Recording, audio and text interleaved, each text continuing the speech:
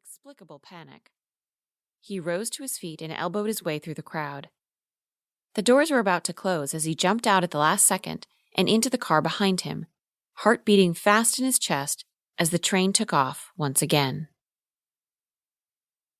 As the Orange Line southbound arrived at Government Station and opened the doors, the crowd waiting to get on board didn't realize at first what was going on.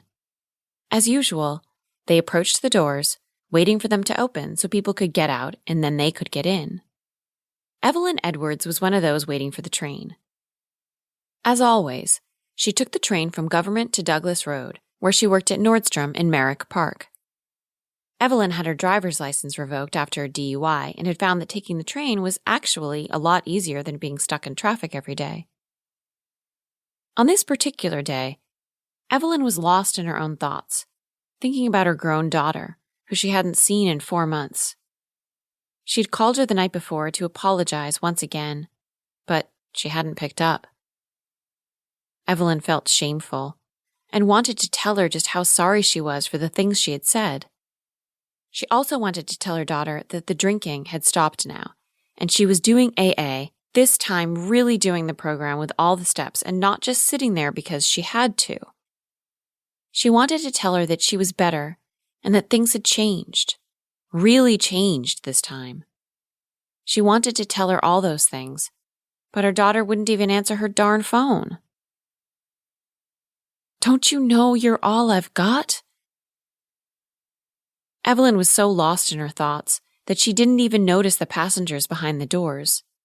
She didn't see their crying and strained faces as they were pressed against the glass, nor did she hear the hammering on the doors or the desperate cries for them to open.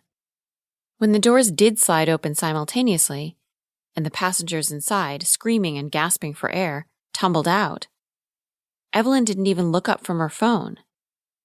She was looking at her background photo, a picture of her daughter taken at the beach when she was only 5. The day she remembered as one of the best in her life. Before everything turned bad, before she started to drink, before Juan died, before she lost Pablo while 8 months pregnant, before the clouds darkened above them, before she cried in bed all day, before the fog of grief made her a prisoner in her own mind and destroyed everything.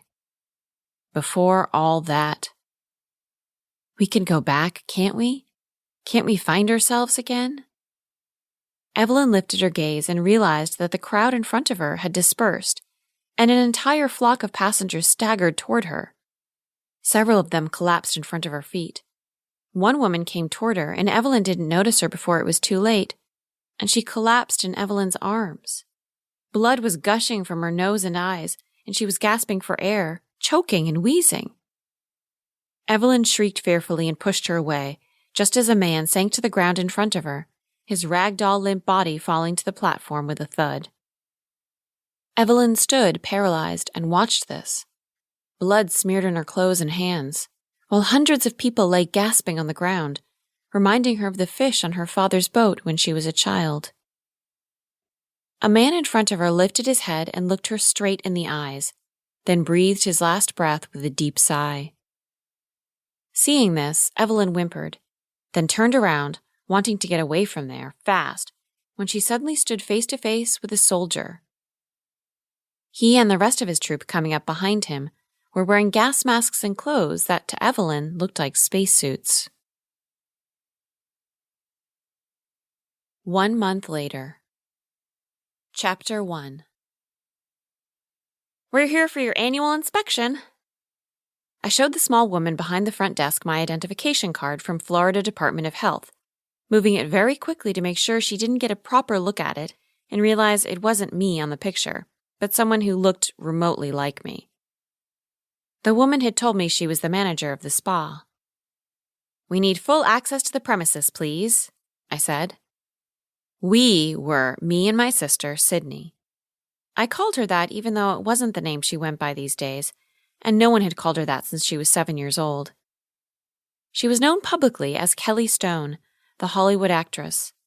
Still, I insisted on calling her Sydney, which was her birth name before our biological father stole her in a Walmart and kidnapped her to London, where she grew up apart from me. I, on the other hand, grew up on the space.